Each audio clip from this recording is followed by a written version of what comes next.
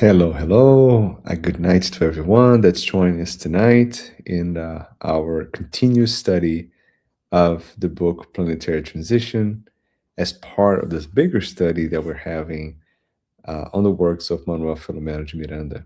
And for that, my friends, I have to thank each one of you to join us one more time. And this is your host, Mark Magalhaes, here from Toronto Spirit Society in Toronto, Canada, broadcasting live to everyone at Kardec Radio and the Toronto Spirit Society platforms so we can join together in this study that we're having every Monday night here live for all of you. And for all of those who are joining in now, again, thank you again. I see Anna saying hello, good evening. Hi, Anna, nice to see you here. Hi, everyone that's joining in now. It's a pleasure to be here with you guys one more time. Really excited. We're going to be talking today on chapter 6 and 7. There you go, Teresa and Rogério. That's very important, right? Keep track of that. Thank you guys for joining us. And most importantly, here we are with our planetary transition. I still have the price here, Teresa. Maybe I should take that sticker out. Um, Here we are. We're going very soon be talking about our book, chapter 6 and chapter 7. Oh, hello everyone. Hi. Nice to see everybody coming in. And nice the little waves and highs. I can see you guys joining in. That's very nice. Very exciting to see everyone connected late this Monday night, right? Together. We all have busy lives. I know it's always hard to find a perfect time to do all these things, but it's okay. If you're going to watch this later, fantastic that you have a chance to review it and study with us. So I'm very excited and happy to share this, right? And as you know, you can ask questions and you can write comments at any time and even afterwards if you want. I'm more than happy to go over any questions. As we normally do every night here at Toronto Spirit Society and Kardec Radio, we're going to have a small prayer to get us ready, right, for this study of tonight. And I'll guide you guys through it. And I want everybody now to, let's close our eyes or find a comfortable position. Let's clear our minds of our daily things, right? Our stresses and all those things that keep clogging our thoughts and our ability to concentrate. Let's feel this breathing, feel the air coming inside of us. Let's feel our body taking in these good vibrations that surround us at this moment. And with the blessing of our Master Jesus and our Father, Mother God, let us ask for the blessings of the study. And may we, at this moment, continue this journey that Jesus started when he was here of learning about love and charity. And so be it. All right, everyone. So, for those who don't know, we're on a holiday here today. Today's Family Day. What a precious day, like an amazing moment, right? That we're able to study the work of illumination, right? In a special evening like this one. So, I'm not going to waste too much time. We're going to go straight into the chapters today. And you probably know why, because if you read the chapters, those are actually there's quite a lot to unpack, right? From all the teachings that we're going to have from Dr. White and the conversations that we're going to have from the spirits that were currently there, right, and the missionaries that are now coming in, and we're going to go straight into it. All right, my friends, so let's get started. Okay, so we're going to be talking about chapter 6, the work of illumination. And what is this about? Before we get into that, I added just a couple things here to give a little preamble, right, to what we're going to be talking about. And I got this also, some of the comments and feedback I've been getting is like, we're discussing some very difficult topics sometimes. Maybe we should do a quick step back before we go in so we know kind of what are we managing, right? So this is from Spirit's book, Allan Kardec, right? Question number 737, right? So, for what purpose does God inflict humankind with destructive calamities, right? So, the answers of the spirits is to impel them to progress more quickly, right? Haven't we stated that destruction is necessary for the moral regeneration of spirits who accomplish a new degree of perfection during each new existence? So, what the spirits are saying that, well, the idea of you being reborn, or the idea of growing to the stages where you go in and out of the body and go through physical experiences and not. This is part of natural evolution, right?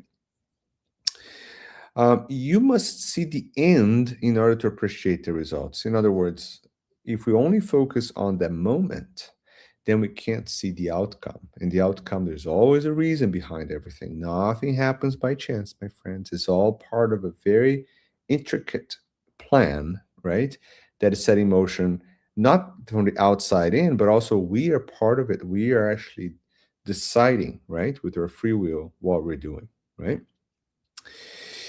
So you only judge such things from your own personal point of view, and you regard such afflictions as calamities because of the injury they cause you. However, the hardships are often necessary in order to make things arrive at a better order more quickly, and to accomplish in a few years what would have otherwise required many centuries, right? There you go, my friends. There's always a reason behind this. And it's very difficult for us sometimes with our own little tiny biased little view or window to see all out there and understand everything that's happening. And this is important because in planetary transition, we're going to be in a scenario of a tsunami that killed almost instantly over almost 200,000 people, right? And that is a massive destructive calamity. And we're reading this and we're obviously always thinking like, why is this all happening, right? And obviously, Manoel Philomeno de Miranda is also understanding that through the book, and we're learning from him. But also, Allan Kardec already asked that to spirits a long time ago. And bottom line is, yes, we don't, it's not that we absolutely necessarily have to go through this, but there are moments in time where this type of natural events are a speed up process, right? Of a natural process that will lead us to develop certain skills. For example, caring for others, helping others, empathy, right? All these things that are bubbling right inside of us, and we see certain scenarios that we're struggling and we have to put in practice the things that we're learning, right? And that happens more quickly than in different other scenarios, right? So that's the preamble of tonight, okay? Now, the next question is, the more a person succumbs to these calamities along with the wicked, is this just? That's a great question, right? So also from the book, from the Spirit's book, right? Question 744. Then the Spirits are answering. Throughout life, humans relate everything to their body. That's true, right? That's kind of how we see the world. We see the world through our own vision, right? Our own perspective, right? But after death, they think differently. As we have already stated, the life of the body is almost nothing, right? A century in the spiritual world, right, is but a flash in eternity, right? The sufferings that last a few of your months or days are nothing and are only a lesson that will serve you in the future, right? All perspective, right? Spirits who have pre existed and have survived everything else comprise the real world, right? And there's a quote to another question. They are the children of God and the objects of the divine kindness. Bodies are no more than disguises behind which they make their appearance in the world, right? Us. In the great calamities that decimate humankind, moral persons who succumb are like an army, which during war sees that its uniform have become tattered, worn out, and lost. The general is more concerned of his soldiers than their uniforms. This is a great one, right? Every time we see these calamities, like we're seeing, like, well, but there's a lot of good people that they shouldn't go through this. Listen, the reality is, the spirits are telling us from the spiritual perspective, right? Many of them are here to help. They decide to come and do this, right? They decide and agree to, yes, I'm going to go through this calamity because I'm going to go and help so many people. Yes, and they lose their bodies. Yes, and they go to spiritual world and they are absolutely accomplishing their missions, right?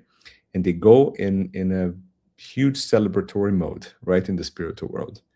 And we don't know like what's happening. So again, our perspective is always very, very narrow and biased, right? Depending on the way we're seeing things. But the spirits are saying that, listen, what's important are It's that we agreed, we embark into this thing. This is nothing more than a little flash in eternity. And all of this is part of a process of learning, right? There you go, my friends. Now we're ready to continue in our calamity that we're talking about now, okay? Which is chapter number 6, right? So, chapter 6 starts with an interesting observation that the group they were assisting consists of nearly 1,000 victims, right? Now, discarnated spirits, right? From that tragedy, right? So, Manoel Philomeno describes both worlds, and he keeps doing that in every chapter, which I find very helpful. I don't know about you guys, but I find that his ability to interconnect the physical and the spiritual world, not only in Planetary Transition, but in almost every book, right, that he writes, it's really powerful. Like because it makes us feel that connection, like the integration, right? It's not that we're talking about, oh, that's the spiritual world. Oh, wait a minute, this is the physical world. No, but often Lamana throws everything back in context, and this is real. This is exactly what happens, right? Yeah, it's absolutely what happens. We're all connected, right? So in the physical world, he describes the knights becoming more fearful, right? There's a lot of things happening, right? They're doing the identification of the victims. He describes the families coming in and looking at the people that discarnated, and that distress, that overall very tense, sad, stressful scenario that they're going through. It's totally, I mean, it's difficult for us to imagine exactly what was happening, but we can kind of picture the challenging scenario that we're talking about, right? Now, on the other side, in the spiritual world, remember Anna, one of the members of their group of missionaries, is keeping this spiritual torch, right? That illuminates the area, right? For their work. And they do see these hideous spirits, some with zoanthropy that we're going to explain in a minute, right? But for short, it's like basically spirits can transform their spiritual body to acquire the appearance of animals, right? And this is secondary to obviously projection of disturbed thoughts.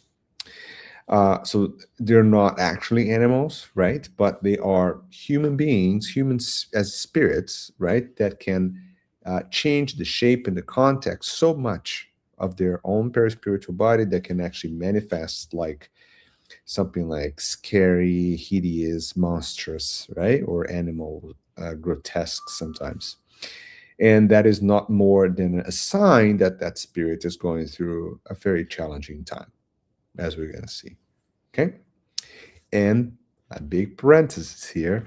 Whenever we hear people say, I had a dream and I met this monstrous figure or something, well, that's kind of what we're talking about. In most cases, these are descriptions of certain disturbed spirits that can manifest in that way. Same as when people visualize things that are scary, kind of a similar scenario, right? So Father Marcus, Oscar, and Manuel are projecting this luminous energy around them, which is a defense mechanism, right? Remember, the spirits are in darkness, physically speaking, figuratively speaking, right? And when they're in darkness, it's almost like, when you torch a light, when you project light, it is scary, it is shocking, it is something that they don't want to be close to energetically and visually, right? So there's always a connection between the spiritual and physical components here, and this is a defense mechanism, right? They want to get close, right? Just like when you put fire towards an animal, the animal kind of scares away, right? Because there's an understanding that that might not be a safe area, and that's exactly how they're protecting themselves at that moment. So it is in a way similar to old descriptions of, similar to the umbral or similar to some sort of hell-like scenarios, right? You have this fire, you have physical things, you have dark things, you have smell, you have all these physical senses activated in a negative way, right? And that is again a result of the collective projection of thoughts of all the individuals in that area. So if you have a group of individuals who are angered and who are projecting negative thoughts and they're going through physical pain, what manifests around them is exactly that, right? It's dark, it's scary, it's dangerous looking, right? And that's where they're embedded. Okay, and this is again beautiful work by Andrea Louise explaining all of this. You can read the book Liberation, talks about this. Actually, all the series of Andrea Louise Nossolar will talk a little bit about this. But it's a good read to go over that. Okay, and zoanthropy, lycanthropy, like all this different manifestations of the perispirit are also described, for example, in the book Liberation. All right. Okay, so now we know where we are, according to Manoel Philomeno. Let's see what's happening, right? So Dr. White's now is going to explain the scenario, right? And Dr. White, as you remember, right, he's the leader of this expedition, right? And he brings lots of knowledge because he lived as incarnated in that area, and he was one of the conquerors, right? He's the foreigner that came to this place, and actually, instead of destroying, ripping through the area, and taking their money and destroying, no, he learned with the locals, learned their beliefs and so much so that he, when discarnated, came back to be a spiritual lead for that protector for that area, and that's why he actually leads that mission. So he says something very important. So when describing those spirits that we just talked about, Dr. White uses this expression, which I find very interesting, which is like they lost their sensitivity to love. In other words, love is everywhere. Love is connecting us. Love is what brings us directly from God to us. We can't, it's full everywhere, right? There's this light inside of us that connects us to the Creator. So we're co-creators, and that's linked through love, right? So for those spirits to be temporarily in that mode, they actually lost their own sensitivity to love, right? In other words, they still have it, right? It's in there, but they're not feeling it. They can't connect to it, right? Which I find a very interesting way of explaining that, and a lot better than any way I probably tried to do, as you can imagine. And then he goes into the detail of the zoanthropy, which is basically the manifestation of a animal-like figure, right? So, and then he describes when there's a group of spirits all sharing that same thought, they actually work as a pack. So that's why they work in this collective phenomenon that looks like real wolves, right? Those spirits actually are appearing as this deranged type wolves, right? Scary type, not real wolves, right? And that is a system of automatism. In other words, like this can happen everywhere, right? If you have a group of people that share exactly the same thought and they're hyper focused on it, they can actually manifest similar ideas and manifestations, right? In the spiritual world, that also happens, but they actually change their physical shape, right? And then he continues, right? When humans finally consider the power of thought that comes from their innermost being, there will be a radical change in moral and social behavior, right? But for now, he continues, those hopes of bliss are capsizing. In other words, are going down the water, right? On the rough seas of passions. In other words, it's like, again, the analogy of going through a boat, a ship, right? Through rough seas and exploring, going through this journey. And then in that journey, there's going to be multiple things that will try to rock it, try to move it out of the way. The wind's going to turn the wrong direction. The waves are going to get bigger. But as a spirit, if you learn how to navigate that, right, you will reach that idea of perfection. You will reach the connection to love, and you'll learn along the way, and you get more and more experienced, right?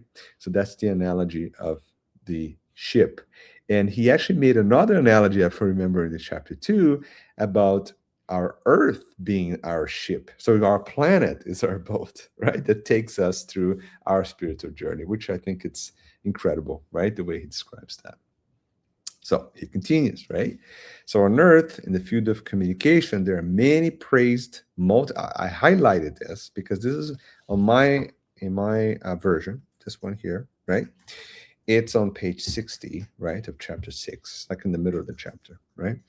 And he says this: on earth, in the field of communication, there are many praised multipliers of opinion in tune, in other words, connected, same tuning, right? When you tune your radio, right? FM, AM, right? You can move a little bit to the side so the other find exact tuned message, right?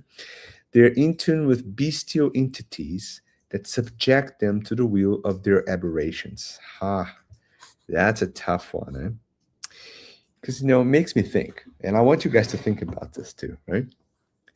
That's the whole idea of the parable of the talent, right? We all have them, right? Doesn't matter if it's like one or two or 10 or a million, but the more we have, the more responsibility that brings, right? And that's what's interesting on that parable, because indeed, when you had more, you kind of expected to use that to its fullest, right? And take it to the way that you're going to bring more of that same positive thing that you have, right? So if your talent is communication, and we have so many examples of that, my friends, like politicians, people that we follow nowadays, right? Nowadays is even more complicated, right? Because you can have someone who has absolutely no knowledge of anything, right?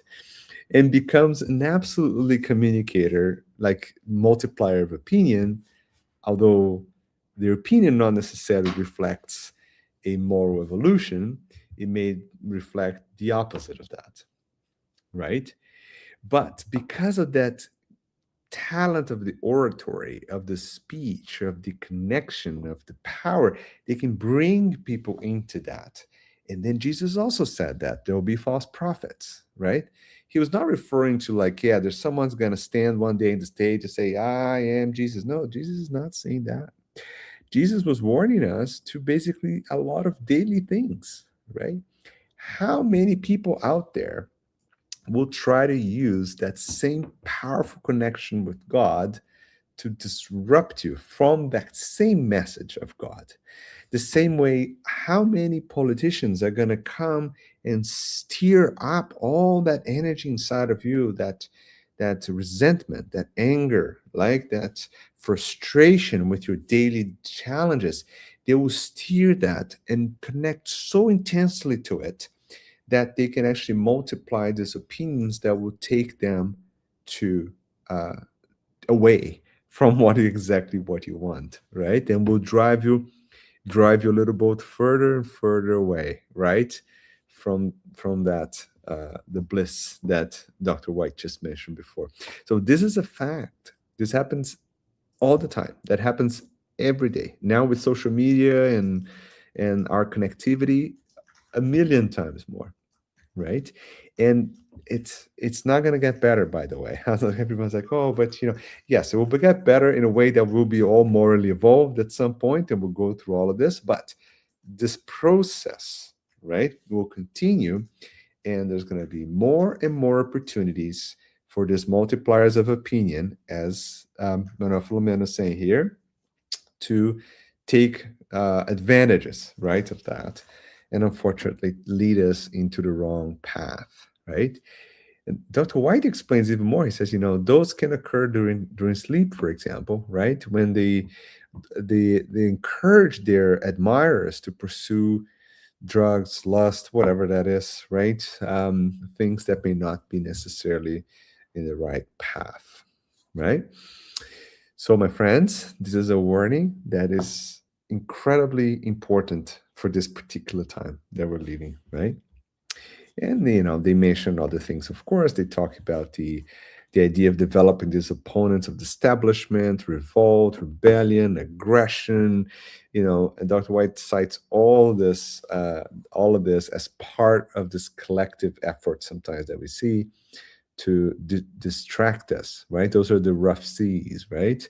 That detract us from the rough sea of passions, that detract us from the path of bliss, right? As imagine like the analogy of the boat. Okay, so very, very important passage here from chapter 6. Dr. White continues. There's a lot coming there, right? As you see. So he continues the explanation, the next 2 pages, right? So the scenes that we're seeing are the results of this arbitrary, misguided behavior in space and time. In other words, the collective behavior and thoughts, right, in that particular space in that particular time generates this outburst of creative energy that is very dense, negative, sad, scary kind of thing, right? So transformed suffering in the long run, but which will love will modify at the right time. So that's why it's saying is like, do not worry. Love will fix all of this, right? Remember, he starts with the sentence, they lost their sensitivity to love. In other words, they still have it, right? They'll reconnect to it, right? And then he continues explaining, right? So, but why is that happening there? Like, why is this, it's a beautiful paradise area, right?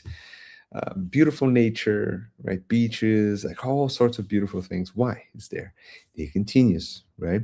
He continues. So tourists had chosen this region for the pleasures of the body. Ah, okay. Now he starts to get to the point. A lot of the tourists that were there at the time were not there randomly, right? Some of them were there as part of this, unfortunately, sex trafficking, prostitution, moral laxity. There's all these things that were happening at the same time, which were not very, very good, of course, right? There was abuse in so many different ways, right? Um, and that generated a very, very negative spiritual scene, right? Even in the beautiful place, right? In the spiritual world, in the physical world. So they even describe the psychic lightning and rain. Again, an outburst projection of negative intent of doing things that are really criminal and bad, right? If you do that in the same time and space by many people, again, you generate that type of projection. So that's why spiritually it looked very negative, right? Dark and intense, like we talked about. So the disaster itself, what was happening, was actually functioning in a way of like purifying the region, right? By generating new behaviors, right? And also, Dr. White says, a warning about the fragility of organic life. So there serves two purposes, right? And that's quite interesting because, even in nature, we know for a fact that transformation of our planet Earth um, will cause some temporary disturbances in the planet. Now, we're talking about a major tsunami, and of course, this is a very large scale seismic event that caused this destruction. But if we go back in history of our planet, a lot of things happened before, and all of them were part of the maturity of our planet. It's a part of transformation that is natural, a physical, natural transformation to our planet. So those happen. It's part of how Earth evolves, right? And we, as residents of this ship, of this boat called Earth, we also gonna go through those moments, right? But the destruction we're seeing here is all physical matter, the one that's gonna be recycled on Earth, right? The same way, the same carbon that was in the body of a dinosaur is in my body right now. Same way, the same water that was there in the planet at that time is still the water that we take a shower on. So that does never change, my friends. It's the same. Remember, Lavoisier said that to us, right? Many years ago, right? Said, everything's transformed, nothing's lost, right? That's exactly what the spirits are referring to, right? So close your eyes a little bit for the material destruction you see and open your eyes a little bit more to the spiritual transformation that that's causing, right? So that's what Dr. White is describing to us. It's a difficult thing to do, by the way, because we are obviously very connected to matter, right? And that's how we see all the time, right? But he continues. And this, Dr. White's really like we can probably do a single chapter today. We're gonna do two, so I gotta go a little bit faster. Spiritual enlightenment is an enormous undertaking, right? That requires selflessness, devotion, and is compensated through the peace it provides and the joy of living without unhealthy dependencies. Now, this is one that we can probably connect. For everyone that had any type of physical problems before, or addictions, or things that they done were not healthy, and transform their lives in a good way, like, quit something, quit smoking, quit drinking, doing exercise, was able to accomplish something, or had a disease and got treated and got better. For everyone that went through physical transformations in their body, the peace that motion provides is, you can tell, it's absolutely incredible. It provides you the feeling that, I actually did something, and I got rid of something that was negative, and I moved on, right?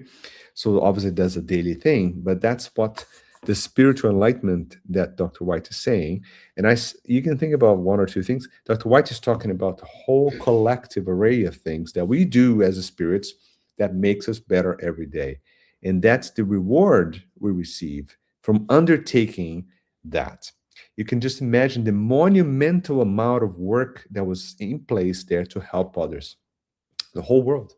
The whole world was directly connected into a motion of doing good to people. If you lived through that in the 2004 tsunami, you remember it. There were massive, monumental efforts to try to relieve and try to help and go there and care for people and do things.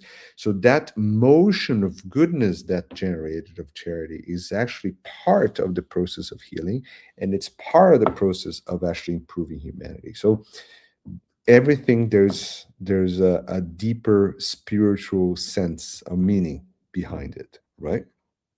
So that's very important to remember, right? Because we can't only just kind of close your eyes a little bit for the physical and look a little bit more towards the spiritual side, right?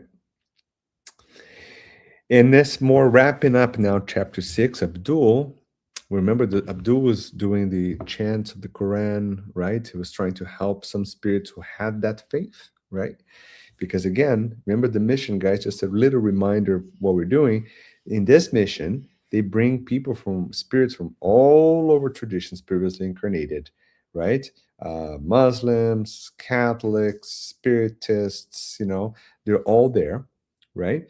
And they're all helping their people that still relate to what they believe, right? Which makes total sense, right?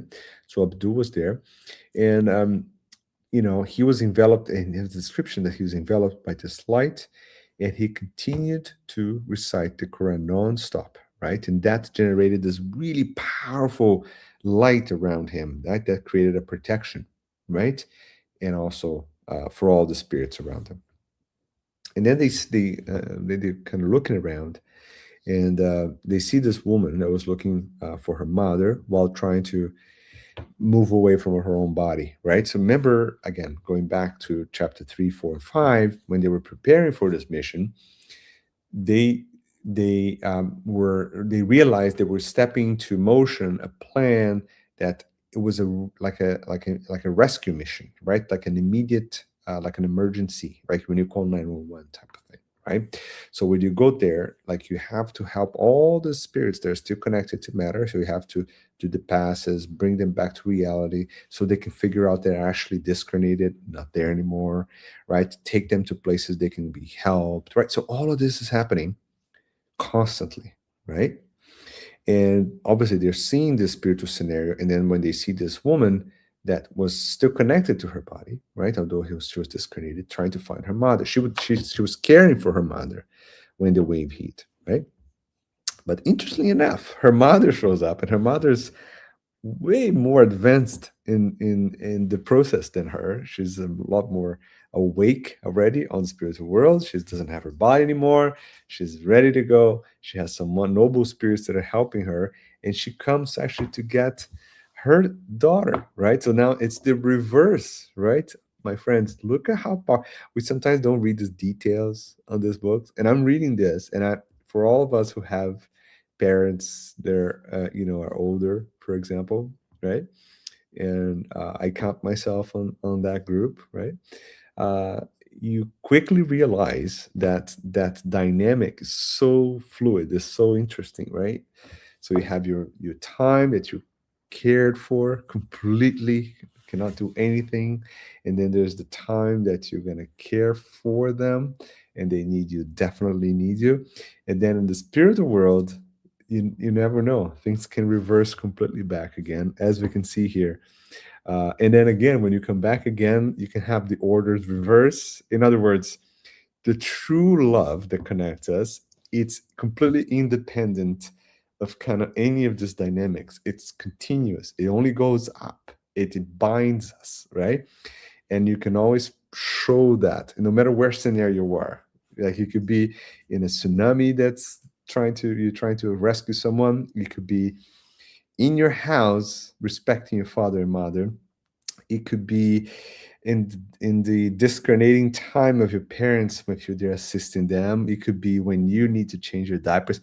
Look at this, my friends. This is like such a powerful message of this continuity of love, which is pure, which is it's you can't get rid of it. It's there, right? You can lose the sensitivity, as Dr. White says, but it's there, right? and and then Dr. White continues, right? Um, so they help. Her mother, now that's being cared for before, now emerges to care for her daughter and take her away when she finally realizes that she's discarnated, right? But the dense darkness continues despite of the sun. Here's Manuel with these beautiful descriptions again, right? There's two stories here. One, beautiful daylight in one of the most paradise looking thing areas in the whole world. There's beautiful beaches and people and the ocean and that now devastated by the tsunami. But on the spiritual side, darkness resides, right? And as we've been through this already, darkness resides there because of that spatial, temporal generation of that type of mixture of thoughts. Many of them will be on the negative side, others with, all sorts of things like aggression, crime, lust, destruction, anger, resentment, selfishness, like all of those things collectively, right? It is intense, my friends. This is very intense, right? But I cannot find a better way of going through this than actually looking at Manuel's description of of the scenario, right? Very real, very connected. Okay. All right, my friends. Oof, there you go. We're able to survive Dr. White's explanations and understand a tiny bit of it, right? And don't worry, there's more, my friends. This book, as you can see, there's a lot more of those explanations coming up. And each one of them, I'll tell you, get a highlighter, scribble down the side, make notes, because you can read through them again and go even more in depth of kind of what exactly Dr. White is referring to. Okay. All right. Chapter 7. And how about this title? How about this title, my friends? Love as Divine Power. Ha. Now we're coming to the part of the book where you see the engine of love, the motion of it, right? That we call the charity, right? And the action. We see now in practice, right? It's like you get into whole, like you get everything you know about spiritism, pack it into 2 or 3 actions, right? And you can go through that, and we're going to go through that in details now. All right, guys ready for it? Let's do it. Okay, chapter 7. Aha, we're doing these little recaps now, right? So recap number 1, the power of faith. This is the gospel according to spiritism, okay? And this is chapter 19. So they asked Jesus. You guys remember this, right? 2 passages. They asked Jesus, why could we not, this is disciples, huh? So this is a lot about how we like to say, right? A different pay bands, right? Much higher than mine, right? And they're asking Jesus, right? Why could we not expel the demon? Right? Jesus answered, because of your disbelief. For verily I say to you, if you had faith as a mustard seed, you would say to this mountain, move from here to there, and it would move, and nothing would be impossible for you. Listen, my friends, I have to say a tiny little personal thing here. Okay? Not tiny, it's actually monumental, like a mountain, but important. Okay? Because, I'm sure everyone's going to connect to these things, right? How many times I catch myself going through this exact same passage. In every single time, I have to take a little stop, a period, go back to it, read it again, think about me, what am I doing? And I realize, aha, that's what you mean, right? Because listen, this is real. This passage here, we get so stuck in this mountain that we can't connect to it, right? But you forget that Jesus was actually talking to the disciples about, this obviously there's this clearly process of obsessions happening at that time, right? It's very obvious. It's right there. They're talking about the demons. The demons are obsessed with spirits. They're taking, communication and talking through other people and influencing them. And there are some cases that even the disciples are like, that it's not happening, right? I talked to this. It's like nothing happened, right? And in other words, what am I doing wrong, right? Why is this not happening, right? I don't know if you guys catch yourself doing that. I don't know, maybe a little bit. It's like, why is this happening to me? It's like, and then Jesus is gonna say, hey, it's because of this, like, where, like, think. He's telling us, like, think about it. You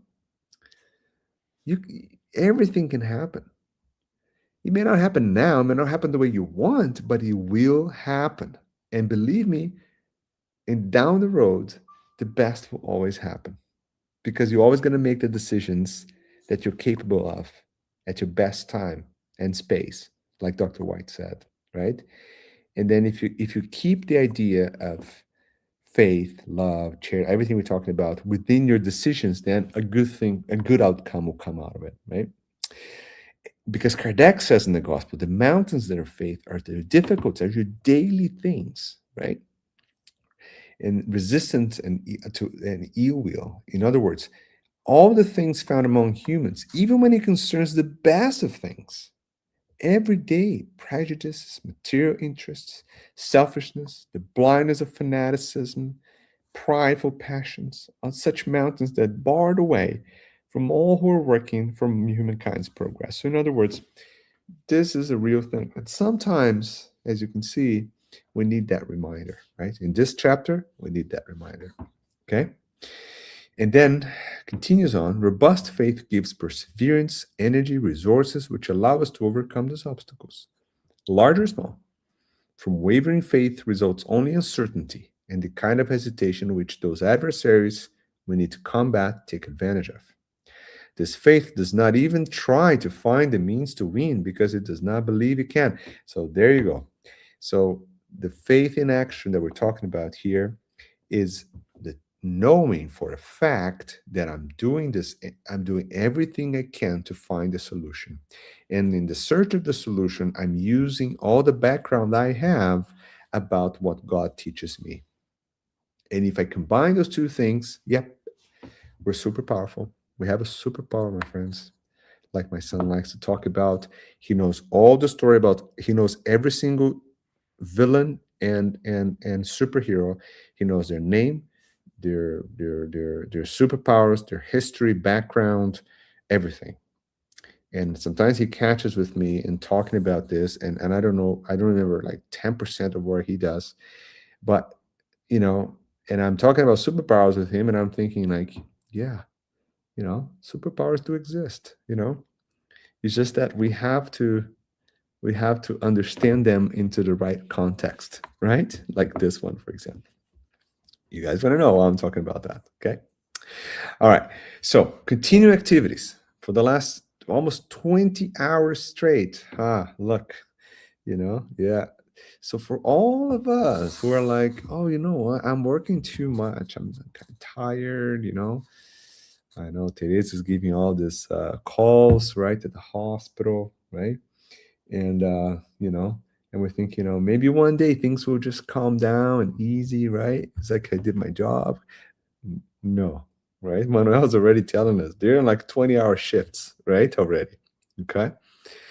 Um, and then this is the tense moment, right? Because they're going to meet a group of spirits that are like, for lack of a better word, like a gang type arrangement, like people from that area that used to have full control of the individuals that were incarnated there. Now they're seeing these missionaries coming in into the beach, into the area, right? And then they say, right, wait a minute, who's responsible for this invasion? In other words, you're looking at the missionaries as invaders, right? Foreigners coming to their territory, right? And then they say, like, this area belonged to me long before this tragedy happens, right? And they had informants. They have informants telling, like, listen, this Manuel and other people are here. Look, we have to deal with them, right? They're taking over our spot, right? And they demand them to stop right now. They say, got to stop and get out of here, basically, right? That's kind of interesting, right? Because now it goes into a historical political discussion. Why? Because remember, that area has been invaded, dominated by Westerners for a long time in the physical world, right? And now in the spiritual world, that resentment bubbles up again, right? Because these are spirits that have a long history of incarnating that area, and now they're looking at all these other spirits coming in, and they're almost like demanding, right, in a way that, well, this is my area. You can't do this, right? And then Dr. White goes on, right, again, right? So he said, well, this mission has been approved by the spirit guides of this area. So talk about, hierarchy, respect, which is all based on moral. Remember, in spiritual world, it's all based on moral, not on ranks, right? And he says, we'll continue to operate and liberate our people. And then the spirit replies to him, right? Uh, we have the right to apply justice using our own disciplinary and punitive methods. So, in other words, the group of spirits that we're talking about, this gang, right? So, we can do whatever we want. We can punish them. We have our own justice system. Typically, as we normally do in a lot of the spiritual realms that are marked by suffering and pain, there are many spirits that take advantage and invest themselves as a justice, a judge, right, where they can actually punish people, right? Dr. Whiteson says, well, the boundaries you mentioned apply to Earth geography, not to this realm. So Dr. White is clearly expressing to them, like, listen, I understand where you're coming from, but what you're talking about is a geographical, physical realm, not a spiritual realm. And that's important because remember, spiritual realm is guided by moral principles, right? Not by patents, right? Not by ranks, right? It's not that, like, oh, I'm here, like, this is my area, right? No, it's all guided by moral. And that there's no debate, right? Because Dr. White's trying to tell them, like, listen, morally speaking, right? How can we organize this, right? In the idea of evolution, spiritual evolution, right? And then I'm going to read briefly here on page 69, the fourth and the fifth paragraph, just to highlight that. Okay. Okay. So here's Dr. White's explanation. I'm reading directly from, there you go, Planetary Transition. Okay. Listening to you, one might get the impression that you're a benefactor of the suffering people, when in fact you are an unrepentant exploiter of the energies of deserter who fall into evil traps. Dr. White is explaining to that individual, right?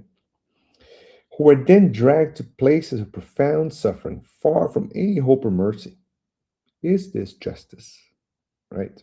Discipline. How dare you take the dagger of truth justice in your own hands when you have not yet mastered your impulses of your sick nature? We are here at the invitation of the realm of governors of the country, who are therefore the reputable ambassadors of God. Our objective is to unshackle unfortunate brothers and sisters from their remains and free them from vampires from the beyond. You can be sure that we'll not shirk our commitments, and that we are in no way afraid of your threats of fearsome gang. Okay, big time, right? I actually thought, I'll be honest with you, I never expected this kind of thing in the spiritual world. But if you're like thinking about it, it's like, why not, right? This is exactly, the spiritual world is a reflection in a way of kind of our own physical world.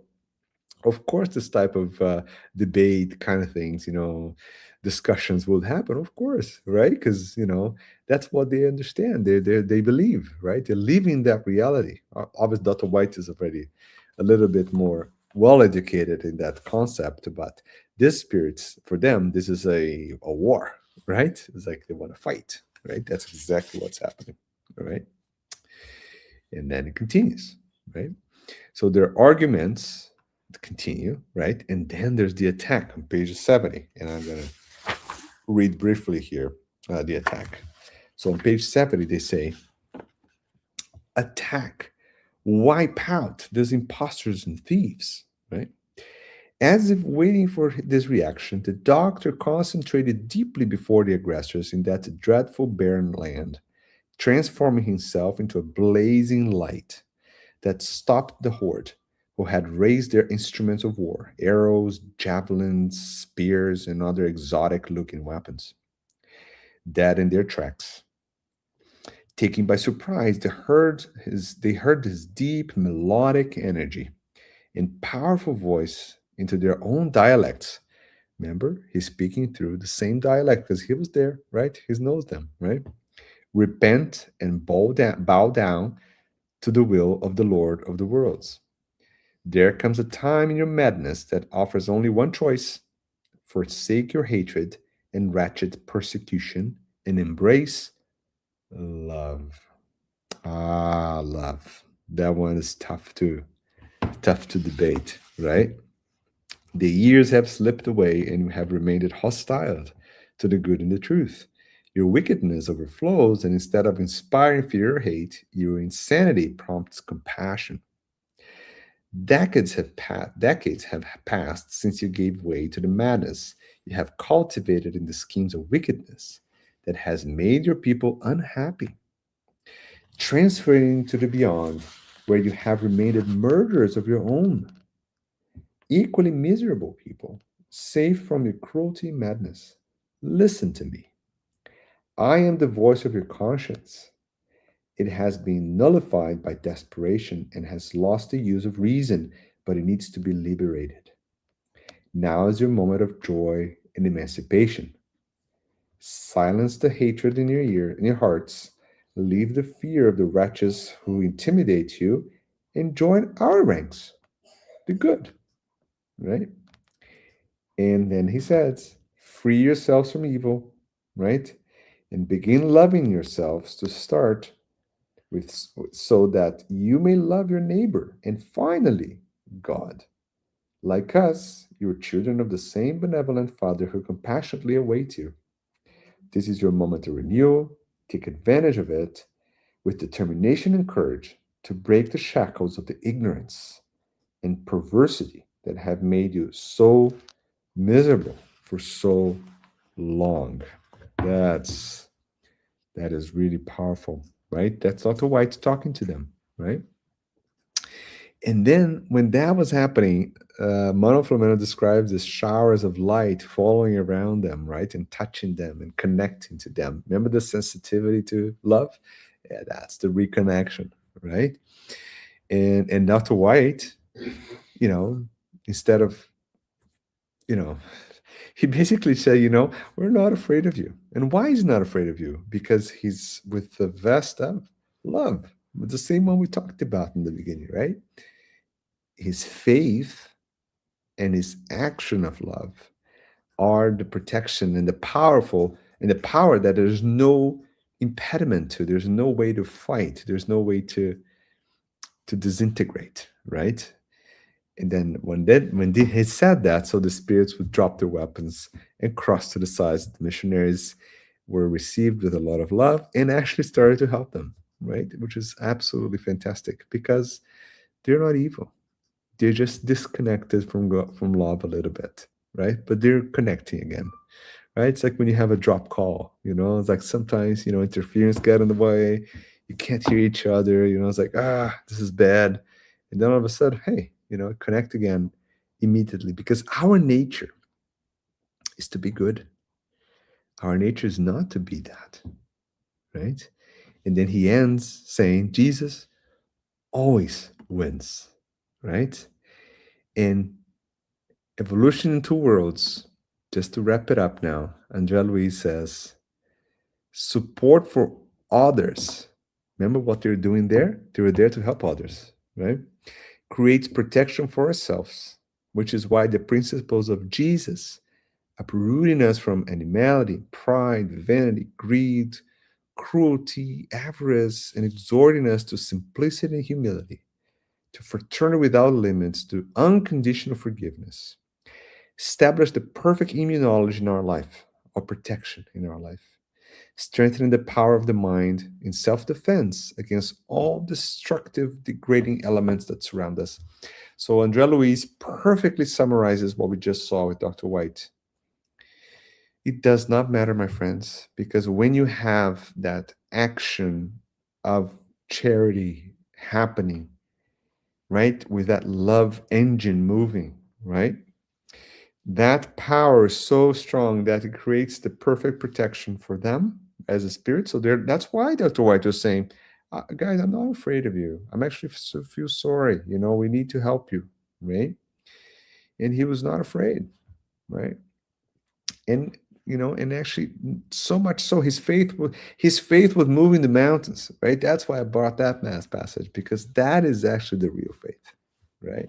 Imagine if Dr. White's like, oh yeah, I know this is so scary. I know you guys have these weapons around and kind of thing, right?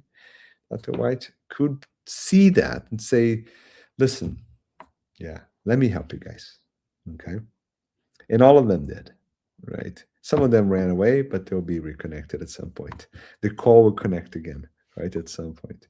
But this is really, really powerful. And I think I really wanted um, to end this nice note by Andrea Luis, right? In Evolution to Worlds, just to summarize this very intense two chapters that we had this week, chapter 6 and chapter 7.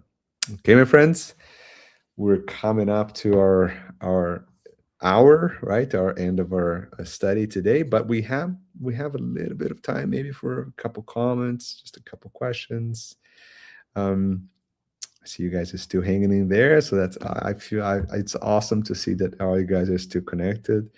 It's really, really nice to see um, this work, right, of Manoel Philomeno de Miranda, reaching out to so many people, and I'm blessed and honored to be facilitating that for you guys. So, anyways, thank you again for everyone, and thank you, Teresa. Thank you for joining us one more time. Thank you, Rogério, for hanging in there. Isa, oh, thank you, Isa. Yeah, nice to see you here too. Oh, I'll see you guys tomorrow, anyways. I'll be around. Yeah, okay, so my dear friends, for everybody that joined us today, I would like to thank you all and thank God for the moment that we had today. And may we be connected again next Monday, right? With two more chapters, right? Now we're doing chapter 8 and chapter 9 of the book Planetary Transition, right here, right? We're going to get through it. We're moving along really fast and get ready for the next book that's coming after that, okay? Have a great night, everyone. God bless us all.